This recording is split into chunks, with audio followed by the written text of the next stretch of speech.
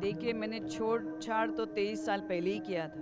मेरी 23 साल तपस्या रही है और एक 23 साल की तपस्या का पूर्णाहुति स्वरूप माँ मंडलेश्वर स्वरूप हो गया है। जैसे एक खिलाड़ी ओलंपिक्स के लिए 4 वर्ष तक या 5 साल, 6 साल जो श्रम लेता है, उसको ओलंपिक्स में मेडल मिलता है, वैसा महामंडलेश्वर एक मेरे लिए मेडल है। क्योंकि डॉक्टर आचार्य महामंडलेश्वर लक्ष्मी नारायण त्रिपाठी का जो किन्नर अखाड़ा है, वो एक स्वातंत्र्य अखाड़ा है, जिससे मुझे बाल को काटना नहीं पड़ा या मुझे वस्त्रों को ऐसे ही वस्त्रों को 24 घंटा धारण करना है। उस सब चीज़ से मुझे स्वातंत्र्य मुझे पहले ही था। 3 दिन से मुझे सब जगत गुरु मेरी परीक्षा ले रहे थे, मुझे प्रश्न उत्तर कर रहे थे, देख रहे थे कि ऐसे प्रश्न उत्तर सिर्फ एक तपस्वी ही जान सकता है कि क्या प्रश्न किया और क्या उत्तर दिए मैंने। तो इतने भयंकर परीक्षा के बाद ही मुझे महामंडलेश्वर की पदवी प्राप्त हो गई है। वो तो मैंने 23 साल पहले छोड़ दिया ना।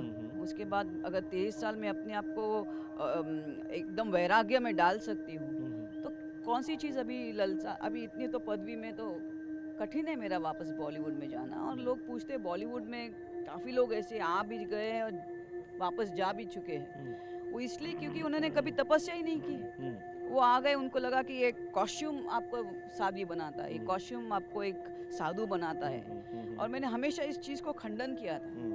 मुझे मेरे 3 साल के उग्र तपस्या के बाद आप किसी भी तपस्वी को पूछ सकते हैं, किसी साधु संत को, महातपस्वी को ये पूछो कि क्या होता है जब 3 साल एक साधु संत कड़क तपस्या करता है तो आसमान से ऐसे वस्त्र फेंके जाते हैं ध्यान द्वारा कि आज के बाद ये धारण कर लो। मैंने उसको धारण भी किया, लेकिन मैं दुबई में थी, मैंने 3 साल इसको पहना भी।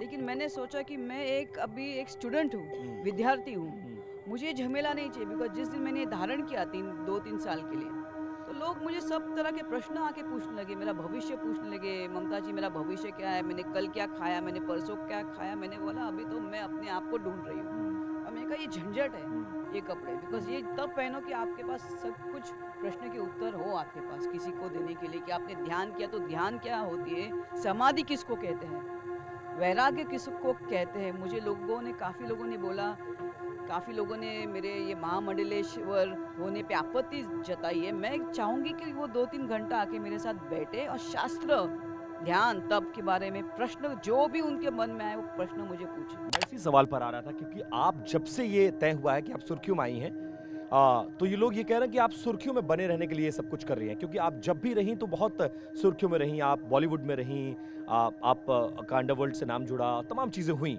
तो क्या ये सिर्फ उन लोगों को जवाब कुछ देना चाहेंगे जो ये कह रहे हैं कि आप सुर्खियों में बने रहने के लिए सब कुछ कर रही हैं? देखिए, विभीषण था, रावण का भाई था, उसका भी नाम बर्बाद हो गया था, उसका भी नाम खराब हो गया था रावण की वजह से। और उसने 3 बार रावण को बोला कि सीता माँ को वापस लौटो तो हम सब अंत हमारा नहीं होगा।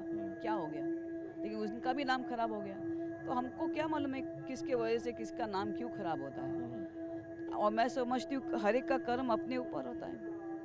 और लोगों का ऐसा, इसलिए तो मैं चाहती हूँ कि कोई मेरे से आके धर्म के बारे में 2-3 घंटा, 3-4 घंटा, 3 दिन बैठे, तो अपने आप उनका भ्रम टूट जाएगा कि ऐसे ही मुझे ये पदवी प्राप्त हो गई है। मैंने 23 साल का ब्रह्मचार्य मैंने पालन किया, मैंने 23 साल तक।